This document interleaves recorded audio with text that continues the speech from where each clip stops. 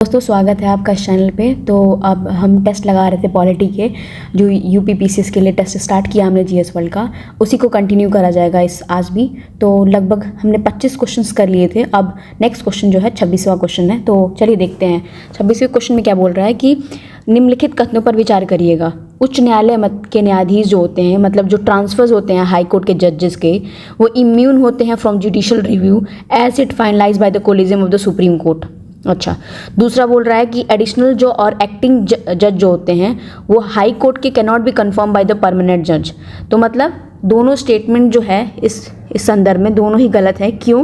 क्योंकि पहली बात उसने बोला कि जो हाई कोर्ट के ट्रांसफर्स जब भी होंगे, मान लो जो ट्रांसफर्स एक हाई कोर्ट से एक जज का दूसरे स्टेट में होता है, तो उसमें इम्यून होगा जुडिशियल रिव्यू से, क्योंकि वो कोलिजियम सिस्टम सुप्रीम कोर्ट का डिसाइड कर रहा है। नहीं, भले ही जुडिशरी अपनी चीज़ों को कर रही है, पर इसका मतलब ये थोड़ी ना कि वो जुडिशियल रिव्यू उसका नहीं कर सकते हैं। अगर कुछ भी लोचा होगा, अंदर लूप होल्स होंगे तभी भी। तो ये स्टेटमेंट बिल्कुल गलत है। दूसरा कि एडिशनल जज और एक्टिंग जज एक बार हाई कोर्ट में गए तो वो परमानेंट जज नहीं बन सकते। नहीं, जबकि क्वालिफिकेशंस जो एक्टिंग जज की होती है और एडिशनल जज की होती है सेम ही होती है, मतलब same in the sense normal जज के बराबर ही होती है, तो परमानेंट जज रखे जा सकते हैं। तो इसमें कोई कंपल्शन नहीं है। तो हमारे पास डी जो है नीदर 1 नीदर 2 आंसर हो जाएगा, न तो 1 न तो 2। अब आते हैं नेक्स्ट क्वेश्चन पे। भारत में किस उच्च न्यायालय ने पहली बार भारतीय संवैधानिक योजना के तहत कल्याणकारी राज्य की अवधारणा की थी, मतलब वेलफेयर स्टेट के बारे में बात किया गया था? किस जजमेंट में किया गया था? तो ये जजमेंट जो था बहुत फेमस जजमेंट है और फैक्चुअल है, तो बॉम्बे उच्च न्यायालय ने किया था, जो कि वेलफेयर स्टेट्स मतलब कि DPSP जो हमारे डायरेक्टिव प्रिंसिपल स्टेट पॉलिसीज़ होती हैं, जिसमें बताया गया है कि स्टेट्स को क्या क्या करना चाहिए, जो कि कंपल्सरी नहीं होती हैं फंडामेंटल राइट्स जैसे। ठीक, अब आते हैं नेक्स्ट क्वेश्चन पे। 28 बोल रहा है कि निम्नलिखित में से किस प्रशासनिक सुधार के लिए गठित समिति जो है रिपोर्ट में पहली बार सुशासन मतलब गुड गवर्नेंस की प्रशासनिक लक्ष्य को प्रमुख स्थान दिया है? मतलब गुड गवर्नेंस की जो है रिपोर्ट किसने जारी की थी, और पहली जो वो कमेटी थी वो सेकेंड ARC रिफॉर्म ही थी। ये बहुत फेमस रिफॉर्म है जिसमें एथिक्स में हम कोट करते हैं ये सब चीज़ें। तो ये हमारे पास आंसर हो जाएगा बी, 28 का आंसर हो जाएगा बी। अब आते हैं 29 में। बोल रहा है कि राष्ट्रीय मानव अधिकार आयोग मतलब NHRC की बात कर रहा है, में संदर्भ में निम्नलिखित कथनों पर विचार करिएगा। यह संविधान द्वारा स्थापित एक कॉन्स्टिट्यूशनल निकाय है।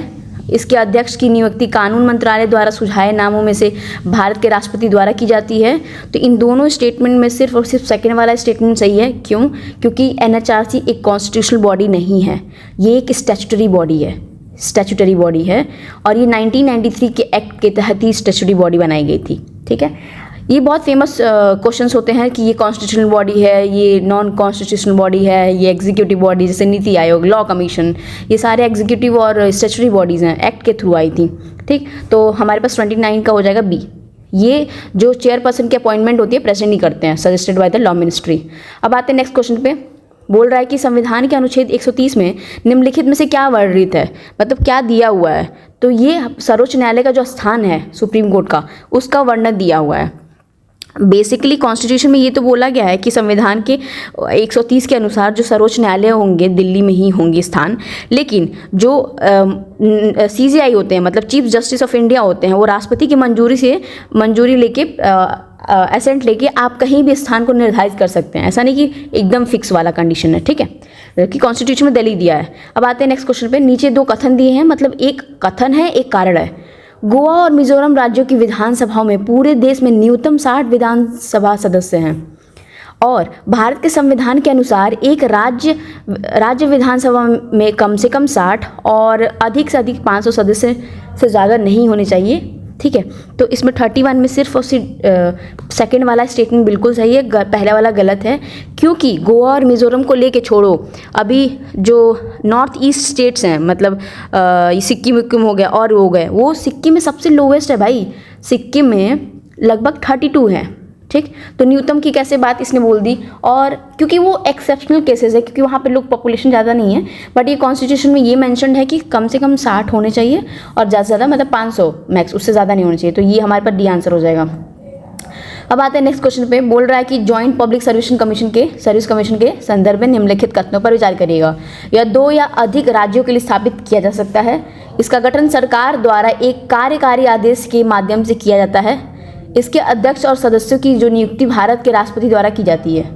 तो इसका जो आंसर हो जाएगा हमारे पास 1 और 3 राइट है।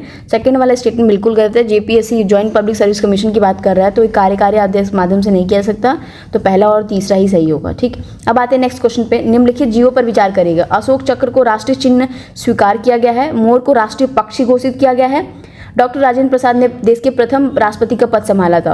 बिल्कुल, ये सारे स्टेटमेंट बिल्कुल सही हैं, पर अगर एक और चीज़ है, तीनों स्टेटमेंट बिल्कुल सही हैं, बट मोर को राष्ट्रीय पक्षी घोषित किया गया है, पर उसकी जो कैटेगराइजेशन है, जैसे उसके सर पे मुकुट है, ये सब चीज़ें होगा, तो उस स्टेटमेंट में ये स्टेटमेंट को हम राइट नहीं मान सकते अगर एक्सप्लेनेशन इतना अच्छा नहीं दिया है तो।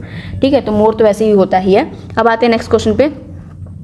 अभिलेख न्यायालय जो है कोर्ट ऑफ रिकॉर्ड के बारे में बता रहा है कि कोर्ट ऑफ रिकॉर्ड्स क्या क्या चीज़ें हैं। ठीक, और एक और बात देखो, जब भी बोले कि नेशनल सॉन्ग ये सब चीज़ें अडॉप्ट किया गया है, किस दिन किया गया है, तो वो तो चीज़ें लगभग 26 जनवरी को 1950 में की गई थी।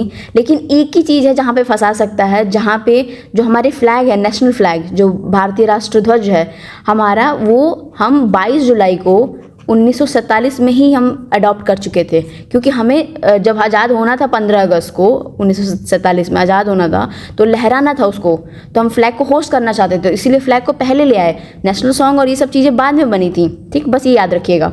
अब आते हैं नेक्स्ट क्वेश्चन में 34 में बोल रहा है कि विचार करिएगा अब कोर्ट ऑफ रिकॉर्ड के बारे में। तो इंडिया में क्या होता है, supreme court has the status of the court of record but not the high court. ठीक है, this gives the court the power of the judicial review. Court of record के तहत इनको मिलता है कि पावर ऑफ जुडिशियल रिव्यू। दोनों statement बिल्कुल गलत हैं, तो हमारे पास नीदर 1 नीदर 2 हो जाएगा। देखो, कोर्ट ऑफ रिकॉर्ड में मेंशन है, सुप्रीम कोर्ट के पास है, बट हाई कोर्ट के पास नहीं है, ये गलत है। ठीक है, सुप्रीम कोर्ट के पास 129 के तहत कोर्ट ऑफ रिकॉर्ड है, जबकि हाई कोर्ट के पास 215। बहुत, क्योंकि इंटीग्रेटेड जुडिशरी है ना, तो ऐसा नहीं कि सब कुछ एकदम अलग ही कर देते हैं लोग। अपॉइंटमेंट के बारे में बात करें तो एक चीज़ याद आया, जहाँ पे जो टर्म होती है, मतलब साल, जो रिटायरमेंट की एज होती है, सुप्रीम कोर्ट का एक मेजर डिफरेंस है, वहाँ पे 65 ईयर्स होती है, जबकि हाई कोर्ट के होते हैं 62 साल तक, बस 62 ईयर्स तक। एक मेजर डिफरेंस यहाँ पे हो गया। अपॉइंटमेंट दोनों के दोनों ही किए जाते हैं प्रेसिडेंट के द्वारा। ठीक, प्रेसिडेंट द्वारा किए जाते हैं। और एक और चीज़, जब भी मान लो सुप्रीम कोर्ट के जजेस की बढ़ानी है जनसंख्या, मतलब जनसंख्या रिक्रूटमेंट वाली चीज़ें, कि अगर पहले नॉर्मल 3 थी, 2 नॉर्मल थे, 1 CGI थे, ऐसे बढ़ते बढ़ते अब 33 वाला आ गया है, 32+1 वाला, तो वो प्रेसिडेंट पार्लियामेंट करेगा, सॉरी एक्सटेंशन जो होगा वो पार्लियामेंट करेंगे, अपॉइंटमेंट नहीं, एक्सटेंशन की बात कर रही हूँ मैं। जबकि हाई कोर्ट के जो एक्सटेंशंस होंगे, नंबर ऑफ जजेस की संख्या जो बढ़ाई जाएगी, वो प्रेसिडेंट करेंगे। अब सोचो क्यों? एक मेरे को रीज़न लगता है क्योंकि एक फेडरलिज्म का कैरेक्टर आ जाता है यहाँ पे, तो प्रेसिडेंट हमेशा, क्योंकि पार्लियामेंट में ये चीज़ होती है कि यार एक गवर्निंग बॉडी है और एक पर्टिकुलर पॉलिटिकल पार्टी है, तो may be they can be in bias, they can take the bias decisions, पर यहाँ पे नहीं होता। ठीक, तो बस याद रखना, कोर्ट ऑफ रिकॉर्ड में ये इसीलिए दोनों स्टेटमेंट गलत होंगे, क्योंकि वो पावर ऑफ, ये जुडिशियल रिव्यू का पावर नहीं देता इसके तहत कोर्ट ऑफ रिकॉर्ड में। ठीक, अब आते हैं नेक्स्ट क्वेश्चन पे। भारत में जो संसदीय विशेषाधिकारी के संदर्भ में निम्नलिखित कथनों पर विचार करेगा, मतलब पार्लियामेंट्री प्रिविलेजेस के बारे में बात कर रहा है, तो देख लेते हैं क्या बोल रहा है। जो पार्लियामेंट्री प्रिविलेजेस होती हैं लिमिटेड होती हैं, MPs only, and do not include any committee of the parliament. बिल्कुल गलत, वो कमिटी को भी एक्सटेंड करती हैं पार्लियामेंट्री प्रिविलेजेस जो होती हैं। जो प्रिविलेजेस होती हैं पार्लियामेंट का defined in the constitution and can not be altered by any other law of the parliament. 1 minute, गलत है। क्यों? क्योंकि आप बोल रहे हो कि पार्लियामेंट ही कुछ चीज़ें में चेंज नहीं कर सकता, जबकि इतना सारा चेंज करने का अधिकार है उसके पास। वो भी वैसे चीज़ों को नहीं चेंज कर सकते, वो उसके घर के ही अंदर है। प्रिविलेजेस तो पार्लियामेंट्री लोगों को मिलती है ना, तो वो भी गलत है। तो इसमें हमारे पास 35 का सिर्फ और सिर्फ एक बचा है, जो कि स्टेटमेंट सही है। Judicial has a limited power, हाँ, इंटरवीन करने के लिए violation of the parliamentary privileges. Judiciary के पास थोड़ा लिमिटेड पावर है, एकदम मना कर देता तो ये गलत हो जाता, जब उसने हाँ रोक के बोला है कि लिमिटेड है। अब आते हैं नेक्स्ट क्वेश्चन पे। निम्नलिखित पर विचार करेगा, किसी राज्य विशेष में सिंचाई की घोटाला, नगर पालिका द्वारा जारी किए गए टेंडर्स में घोटाला, किसी देश के साथ भारत की रक्षा करने का डील का घोटाला। तो इन सब उपयुक्त मामलों में महालेखक जो परीक्षक होते हैं, जो हमारे कैग होते हैं, मतलब controller auditor general of India, जिसका आर्टिकल होता है 148, ठीक, उसे अपने कार्य करने के दौरान किसमें संभालने की संभावना ज़्यादा है। तो ये सारे के सारे ये संभालते हैं। PSUs भी याद कर लीजिएगा, ये भी संभालते हैं जो भी। और एक और बात है, क्वेश्चन पूछेगा कि ये जब सारी चीज़ हो जाती हैं, मतलब पैसा खर्च हो जाता है, तब ये ऑडिट करने आते हैं, पहले नहीं करते बस। ठीक, तो 1 2 3 तीन हो जाएंगे। अनुसूचित क्षेत्रों के संदर्भ में निम्नलिखित कथनों पर विचार करिएगा। ठीक है, बोल रहा है भारत के प्रधानमंत्री अनुसूचित क्षेत्रों को अधिसूचित करते हैं। संबंधित राज्य सरकार अनुसूचित क्षेत्रों में जनजाति कल्याण हेतु कार्यों में सलाह देने के लिए जनजातीय सलाहकार परिषद की स्थापना करते हैं। दोनों स्टेटमेंट जो है 37 में गलत हैं। क्यों? क्योंकि पहले बात, ये जो अनुसूचित जो सूचित करते हैं वो प्रेसिडेंट करते हैं, प्राइम मिनिस्टर नहीं करते। ठीक, फिर बोल रहा है संबंधित राज्य सरकार जो होती है, राज्य सरकार नहीं, उनको एडवाइस देने, गवर्नर को एडवाइस देने के लिए ये ट्राइबल एडवाइजरी काउंसिल जारी करती है। तो उस दोनों स्टेटमेंट गलत हैं। ठीक, अब आते हैं नेक्स्ट क्वेश्चन पे। किसी राज्य के राज्यपाल बिना मुख्यमंत्री की सलाह के किसी मंत्री को हटा सकता है। अनुच्छेद 164 के अनुसार राज्य के मंत्री राज्यपाल प्रसाद मतलब प्लेजर ऑफ द प्रेसिडेंट पे के पद पे धारण करते हैं, मतलब प्लेजर ऑफ द गवर्नर पे धारण करते हैं। ठीक है, तो हमारे पास स्टेटमेंट बिल्कुल सीधे सीधे दिख रहा है कि ये वाला एकदम सही है, क्योंकि वो प्लेजर ऑफ द प्रेसिडेंट पे ही रहते हैं। और पहला वाला है बिना किसी अनुमति, मतलब बिना सलाह लिए कोई काम राज्यपाल नहीं कर सकते, जैसे प्रेसिडेंट नहीं कर सकते, काउंसिल ऑफ मिनिस्टर। हाँ, डिस्क्रिशनरी पावर्स हैं, वो अलग बात है वो, पर नॉर्मली किसी मंत्री को हटाना बिना मुख्यमंत्री के सलाह के तो नहीं कर सकते। ठीक है, तो 38 का हो जाएगा डी, जो पहला वाला असत्य है, दूसरा वाला सत्य है, मतलब दूसरा वाला कथन सत्य है। ठीक, जो 164 में दिया हुआ है ये सब। अब आते हैं नेक्स्ट क्वेश्चन पे, जो एडजर्नमेंट मोशन है उसके बारे में बोल रहा है। तो देख लेते हैं, एडजर्नमेंट मोशन हो गया, नो कॉन्फिडेंस मोशन हो गया, ऐसे मोशंस बहुत इंपॉर्टेंट होते हैं जो इसमें एग्जाम में कंफ्यूज करते हैं। ठीक, बोल रहा है कि कंसीडर करना है एडजर्नमेंट मोशन में। पहला बोल रहा है कि ये 1919 के तहत गवर्नमेंट ऑफ इंडिया के तहत ये मेंशन किया गया था पहली बार।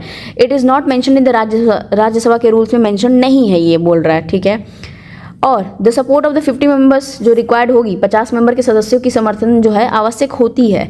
तो ये तीनों स्टेटमेंट बिल्कुल सही हैं, इसमें जो है आवश्यकता होती है और राज्यसभा के नियम उल्लेख में नहीं दिया है, पार्लियामेंट्री रूल्स में दिया होगा, जरूरी तो नहीं राज्यसभा में क्यों देगा रूल्स में। ठीक है, तो तीनों स्टेटमेंट सही हैं। अब आते हैं, और इसमें तो कुछ एडिशनल पॉइंट नहीं था। हाँ, एक था कि 2.5 घंटे की इनकी डिस्कशन एटलीस्ट 2.5 घंटे चलनी चाहिए, एटलीस्ट, बस याद रखना। निम्नलिखित कथनों पर विचार करिएगा। भारत ने अपनी राष्ट्रमंडल की सदस्यता का त्याग कर दिया।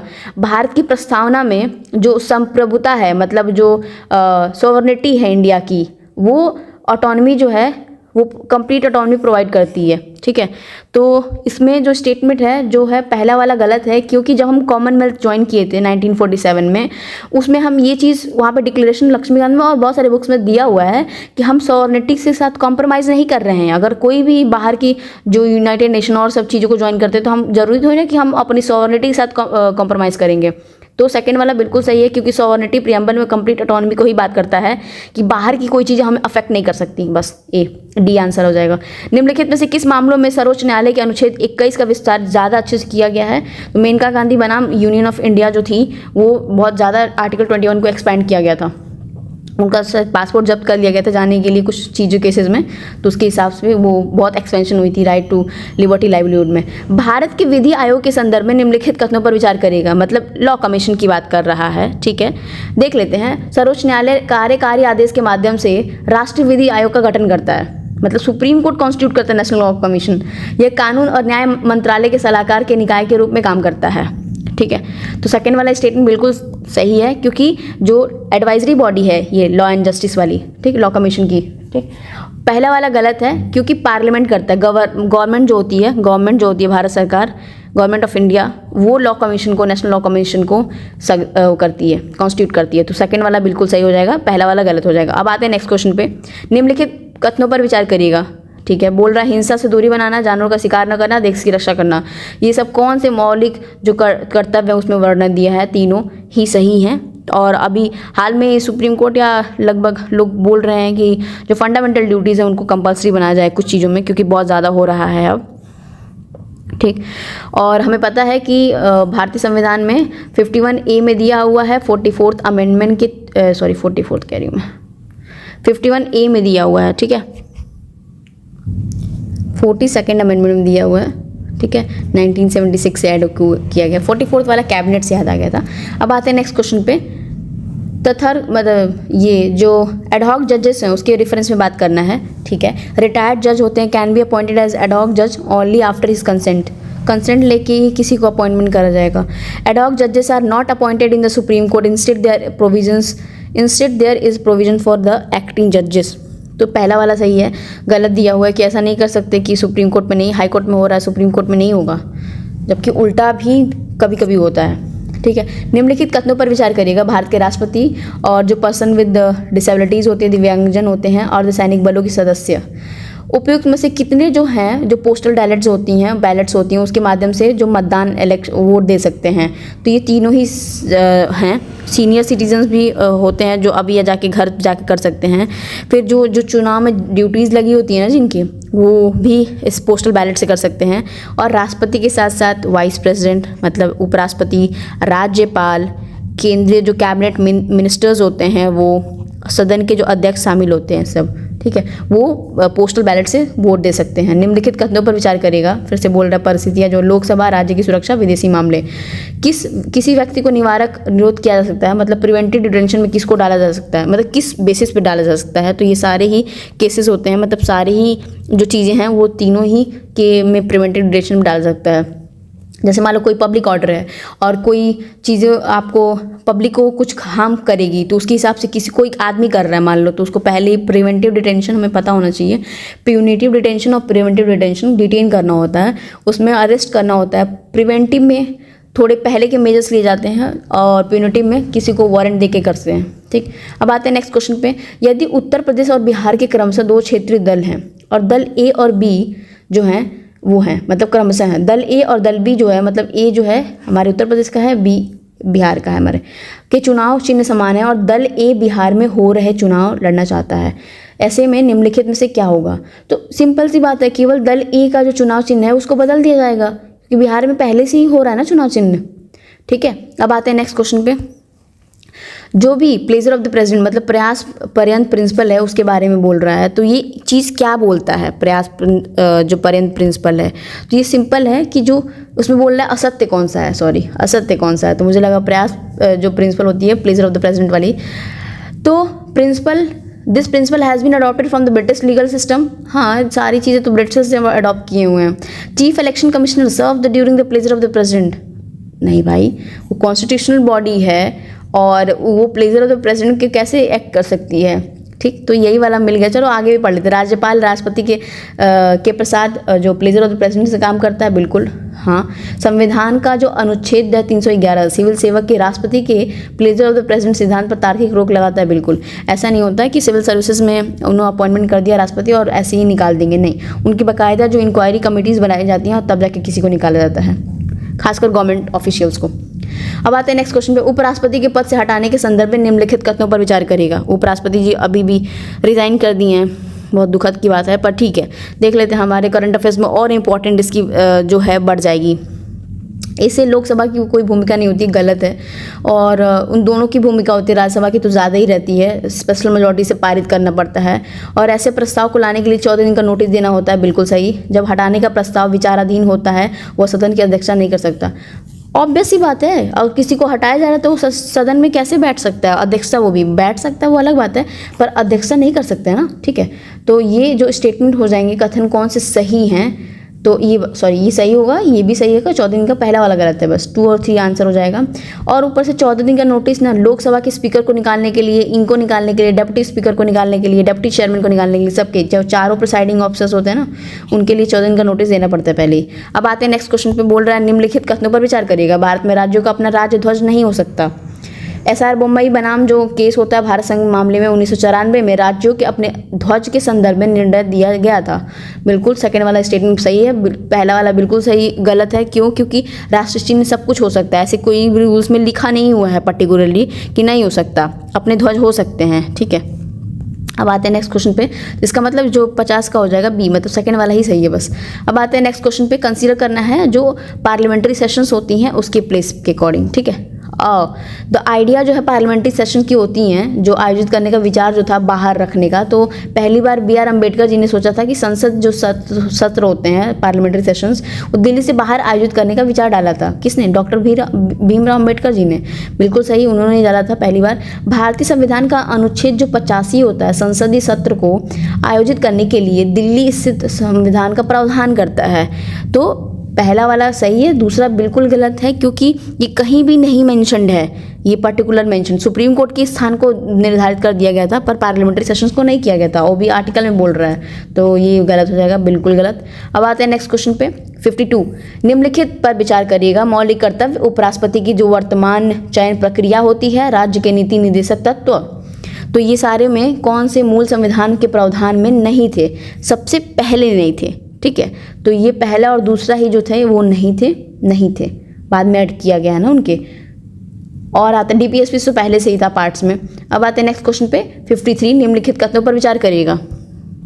1 मिनट, हाँ, तो बोल रहा है कि निम्नलिखित कथनों पर विचार करेगा। राज्यसभा का कभी विघटन नहीं होता है, लोकसभा की अवधि किसी भी स्थिति में 5 वर्ष से अधिक नहीं हो सकती, और ये बोल रहा है कि कौन से कथन असत्य हैं, ठीक है, तो असत्य जो है, 1 मिनट, तो ये सेकंड वाला ही होगा, असत्य में आ रहा है, क्योंकि अधिक नहीं हो सकती, बट जबकि जो इमरजेंसीज लगती है नेशनल इमरजेंसी 352 में, उसमें एक्सटेंशन हो सकता है 1 साल का, तो उसमें प्रावधान दिया हुआ है। राज्यसभा का कभी विघटन नहीं हो सकता, बिल्कुल, वो डिसॉल्विंग बॉडी नहीं होती है, 6 साल की प्रक्रिया, 6 साल के उसके वो कार्यकाल होते हैं, बट 6 साल में भी जो 2 साल में 2/3 लोग हमेशा रिटायर होते रहते हैं, जाते रहते हैं। अब आते हैं नेक्स्ट क्वेश्चन पे। एक सांसद किसी सरकार अधिकृत निगम में लाभ पर पद पर कार्य करता है, मतलब ऑफिस ऑफ प्रॉफिट में है पहले से ही सांसद, ऐसे में उसकी इस निहरता के आधार पर निम्नलिखित में से कौन सी चीज़ों का निर्णय लिया जाएगा? और एमपी को निकालने के लिए जो आर्टिकल दिया हुआ है 103 में दिया हुआ, disqualification of the member of the parliament, तो ये राष्ट्रपति का जो निर्णय होगा वो अंतिम होगा, और किंतु जो इलेक्शन कमिश्नर्स होते हैं उनकी सलाह पे ही ये चीज़ की जाएगी। अब आते हैं नेक्स्ट क्वेश्चन पे। सदन में दोहरी सदस्यता जो है वो मतलब डबल मेंबरशिप के बारे में बताइए कि अगर कोई पर्सन एमएलए है स्टेट में, if person who is MLA in a state, और वो अब इलेक्ट हो गया एमपी की तरह, तो then he will have to leave his seat of the MLA. बिल्कुल सही, उसको पुराने वाली सीट छोड़नी पड़ेगी एमएलए की। पर अगर कोई एमपी था लोकसभा का और इलेक्ट हो गया राज्यसभा का एमपी, फिर से बन गया, then he will have to vacate the Rajya Sabha का सीट। क्यों? इलेक्शन इसकी वजह से पुरानी वाली सीट छोड़ेंगे ना। ये ऊपर वाला दोनों स्टेट में तुम दिमाग लगा के सोचना, कितना एग्जामिनर अगर किसी को नहीं आ रहा है तभी भी सोचना वो ऊपर और दोनों स्टेट में क्यों अलग अलग दे दिया, जबकि बातें तो सेम ही कही जा रही हैं कि उसका पुराना वाला सीट छोड़ेगा ना जो छोड़ के आया है। यहाँ पे लोकसभा की सीटें छोड़ेगा ना जिसका मेंबर था वो, अब नए में इलेक्शन हो तो उसको क्यों छोड़वाएंगे? ठीक, तो ऐसे एग्जाम्स कभी कभी हिंट देता है, तो पहला वाला बिल्कुल सही है, दूसरा वाला गलत हो जाएगा। अब आते हैं नेक्स्ट क्वेश्चन पे। निम्नलिखित कथनों पर विचार करिएगा। जो सशस्त्र बलों का उल्लेख भारतीय संविधान में नहीं मिलता है, मार्शल लॉ को भारत के एक छोटे हिस्से में लागू किया जा सकता है, तो 56 में ये पूछ रहा है कौन सा कथन असत्य है, तो पहला वाला असत्य है, क्योंकि ये आर्टिकल मार्शल लॉज में और सब चीज़ों के बारे में, आर्टिकल जो 32 के बाद 33 स्टार्ट होता है, ये इसी बारे में व्याख्या करता है। और सेकेंड वाला बिल्कुल सही था, क्योंकि छोटे हिस्से में बिल्कुल लागू किया जा सकता है। अब आते हैं नेक्स्ट क्वेश्चन में। निम्नलिखित कथनों पर विचार करेगा। रिट सरसोरीज जो है, तो सरसोरी जो होती है writ can not be issued only against the judicial और क्वासी जुडिशियल अथॉरिटी, ठीक है। Writ of the prohibition can be issued only against the judicial और क्वासी और जुडिशियल बॉडीज। तो 57 में जो चीज़ें इसने बोल दी हैं प्रोहिबिशन में, तो सिर्फ और सिर्फ सेकंड वाला है, ये किया जा सकता है writ of the certiorari can not be issued वाले में, गलत है, ठीक। अब आते हैं वो 5 रिट ना किसी दिन में डिस्कस कर दूंगी, 32 वाला। अब आते हैं नेक्स्ट क्वेश्चन में। निम्नलिखित कथनों पर विचार करिएगा। प्रेसिडेंशियल सिस्टम जो होती है should be implemented in the place of the parliamentary system. All India services should be abolished. Residuary powers of the should be given to the state. Residuary powers जो होती हैं, और ये बोल रहा है कौन सा चीज़ फेडरलिज्म मतलब संघीय चीज़ों को दर्शाता है, तो सिर्फ दूसरा और तीसरा, क्योंकि यहाँ पे ऑल इंडिया सर्विसेज की बात कर रहा है, अबॉलिश करेंगे, क्योंकि ये तो राज्यसभा अलग मेंटेन करता है वो अलग बात है, पर वो कंट्रोल करती है ना स्टेट्स को सब चीज़ों का, तो इसलिए हटा सकते हैं, तो भी वो फेडरल स्टेट हो जाएगा ट्रू। और रेजिडरी पावर्स जो कि पार्लियामेंट के हाथ में है, यूनियन के पास, वो दे सकता है इसको। तो presidential should be implemented in the place of, इसका कोई मतलब ही नहीं है भाई, वो फेडरलिज्म के बारे में पूछ रहा है, संघीय चीज़ों के बारे में पूछ रहा है, दूसरा और तीसरा सही हो जाएगा। अब आते हैं नेक्स्ट क्वेश्चन में। लोकसभा के अध्यक्ष के संदर्भ में निम्नलिखित कथनों पर विचार करिएगा। 59 की बात बोल रहा है। ठीक, उसमें बोल रहा है इसके चुनाव की जो तिथि है प्रोटेम स्पीकर की निर्धारित करता है, किसका, स्पीकर ऑफ द लोकसभा का। अच्छा, जब इसको हटाने की प्रक्रिया चल रही होती तब यह विधायी प्रक्रिया में अपना मत नहीं दे सकता, यह संसद का संयुक्त जो सत्र है बुला सकता है तथा उसका अध्यक्षा भी कर सकता है। 59 में बोल रहा है कि कौन सी चीज़ें असत्य हैं, सारे ही सारे गलत हैं। क्यों? क्योंकि इसको जो प्रोटेम स्पीकर की चुनाव होती है ये नहीं करता, प्रेसिडेंट करते हैं इसके स्पीकर्स की, ठीक है, प्रेसिडेंट करते हैं, ठीक है। और दूसरा बोल रहा है कि जो हटाने की प्रक्रिया होती है उसमें मत नहीं दे सकता। देखो, हटाने की प्रक्रिया में प्रिसाइड नहीं कर सकता वो एज अ एमपी, क्योंकि वो लोकसभा का मेंबर होता है, मतलब लोकसभा का स्पीकर, तो एज अ एमपी वो वोट दे सकता है। लेकिन अगर वोट टाई हो जाए तो कास्टिंग वोट नहीं दे सकता, वहाँ पे नहीं दे सकता, पर यहाँ पे दे सकता है नॉर्मली एज अ एमपी। ये संसद का जो जॉइंट सेशन है उसको बुला सकता है। कैसे बुलाएगा? जॉइंट सेशन को बुलाएगा नहीं, वो प्रेसिडेंट बुलाते हैं और उसको बस प्रिसाइड करता है, मतलब उसमें बैठक में बैठेगा बस। अब आते हैं लास्ट क्वेश्चन में, राष्ट्रपति के निर्वाचन में के संदर्भ में निम्नलिखित कथनों पर विचार करेगा। एक निर्वाचित सांसद के मत का मूल्य सभी राज्यों के विधायक मतों के कुल मूल्य और देश में विधानसभा की संख्या के अनुपात के बराबर होता है। अच्छा, दूसरा क्या बोल रहा है, जो लोकसभा के बारे में बोल रहा है कि लोकसभा और राज्यसभा के मनोनीत जो नॉमिनेटेड मेंबर्स और सांसद के मतों का मूल्य समान होता है, समान नहीं होता है। और ये 60 में डी जो है वो न तो 1 न तो 2 हो जाएगा, क्योंकि सांसद के जो प्रत्येक सदन होते हैं, मतलब जो सांसद के प्रत्येक सदन के जो नॉमिनेटेड मेंबर्स होते हैं उनकी मतों की संख्या जो सांसद के हैं, और सभी राज्यों के विधायकों की मतों की मूल्य को संसद के कुल जो सदस्य होते हैं उससे भाग देना होता है, उनके कुल सदस्य को टोटल को भाग देना होता है। तो इसीलिए पहला वाला कथन गलत हो गया है। दूसरे में इसलिए बोल रहा है कि जो लोकसभा और राज्यसभा के जो नॉमिनेटेड मेंबर्स होते हैं वो राष्ट्रपति निर्वाचन में भाग नहीं लेते हैं, नॉर्मली नहीं लेते हैं। ऐसे मतों में उसका मूल्य समान असमान का अर्थ ही नहीं है ना, दोनों भी गलत है, ठीक है, क्योंकि उसमें पार्टिसिपेट नहीं करते, इसलिए मूल्य समान का नहीं है, बात गलत है। एक और क्वेश्चन कर ही लेते हैं। निम्नलिखित कथनों पर विचार करेगा। प्रधानमंत्री का कार्यकाल राष्ट्रपति के जो प्लेजर ऑफ द प्रेसिडेंट पे होता है, ठीक है।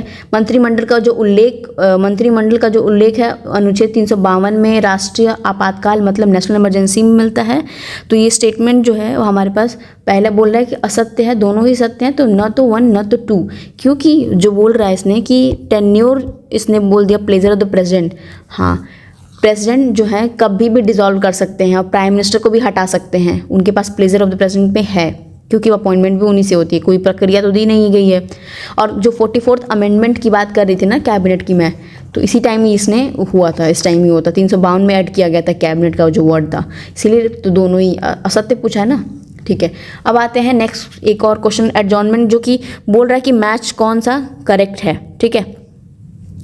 बोल रहा है एडजॉर्नमेंट मोशन होती है एंड ओनली 1 मीटिंग, ठीक है। Prorogation this is done by the president by his order. अच्छा, डिसोल्यूशन जो होती है this is done by the speaker of the Lok Sabha, speaker of the Lok Sabha dissolve करता है, गलत है, क्योंकि जो समन प्रोरोग ये दोनों के दोनों प्रेसिडेंट ही करते हैं किसी भी हालत में, पर डिसॉल्व करती है डिसॉल्व लोकसभा को होते हैं ना, डिसॉल्व काउंसिल ऑफ मिनिस्टर्स होते हैं, तो उन्हीं को डिसॉल्व लोकसभा कैसे करेगी। तो ये तो वाहियात ही क्वेश्चन हो गया था, 1 and 2 common sense based, sorry 1 and 2 ही सही हो जाएंगे, ठीक। अब आते हैं नेक्स्ट क्वेश्चन पे, deputy chairman of the Rajya Sabha के बारे में बात कर रहा है, ठीक है, देख लेते हैं ये क्या बोल रहा है। He is appointed by the members of the Rajya Sabha themself from the among themself, ठीक है। 63 में पहले क्योंकि वो मेंबर होना चाहिए, पर राज्यसभा का जो चेयरमैन होता है वो मेंबर नहीं होता है राज्यसभा का, याद रखना। He subordinate to the Rajya Sabha chairman, नहीं, गलत होता है। क्यों? क्योंकि जो चारों प्रिसाइडिंग ऑफिसर मैं बोल दी हूँ कि लोकसभा का स्पीकर और राज्यसभा का जो चेयरमैन, ऐसे डेप्यूटी स्पीकर लोकसभा का, राज्यसभा का जो डेप्यूटी चेयरमैन, ये सारे ही बराबर होते हैं, कोई ऊपर नीचे नहीं होता है, तो पहला ही सिर्फ सही हो जाएगा, ठीक है। और नेक्स्ट क्वेश्चन कंसीडर करना है, फॉलोइंग में there is no mention of the whip के बारे में इंडियन कॉन्स्टिट्यूशन में मेंशन नहीं है, संविधान में। हाँ, ये बात सही है। The leader of the house is mentioned in the rules of the house, not in the constitution, बिल्कुल। और लीडर ऑफ द हाउस बनने के लिए 1/10 की जो चीज़ें होनी चाहिए आपकी होनी चाहिए उस सभा के पर्टिकुलर सेशन के, बस सेशन कह रही हूँ मैं। एल एल एल लोकसभा या तो इधर लेजिस्लेटिव असेंबली एल ए। अब आते हैं नेक्स्ट क्वेश्चन, लास्ट क्वेश्चन है ये finally. Consider the following statement with the reference to the legislative council. Legislative council के बारे में बोल रहा है। The chairman of the legislative council is not a member of the house like the chairman of the Rajya Sabha. और बोल रहा है कि लेजिस्लेटिव काउंसिल की जो डिजॉल्व होती है हर 6 साल में डिजॉल्व हो जाती है लेजिस्लेटिव काउंसिल। दोनों ही बिल्कुल गलत हैं। जो ऊपर उसने बोला है कि is not a member of the house, member होते हैं चेयरमैन ऑफ दिस, यही डिफरेंस होता है। और दूसरा है जो है 6 साल का इनका कार्यकाल होता है, इसका मतलब है नहीं कि 6 साल में डिजॉल्व हो जाते हैं। Rajya Sabha is not a dissolvent body, dissolve नहीं हो सकती, ये परमानेंट बॉडी है, विघटन नहीं हो सकता। हाँ, जबकि 2 साल में 2/3 लोग होते हैं उनको रिटायर होना पड़ता है। ठीक है, तो चलिए हो गया, हमारे क्वेश्चंस हो गए हैं 65 तक। अब जो नेक्स्ट सेक्शन होगा उसमें हम 150 या लगभग ज़्यादा ज़्यादा क्वेश्चंस करेंगे। ठीक है, लगभग 150 क्वेश्चंस हैं जो नॉर्मली क्वेश्चंस आते हैं, और बस यही है कि पॉलिटी के हैं सारे। ठीक है, तो thank you so much for watching. Please do like share and subscribe channel. Thank you.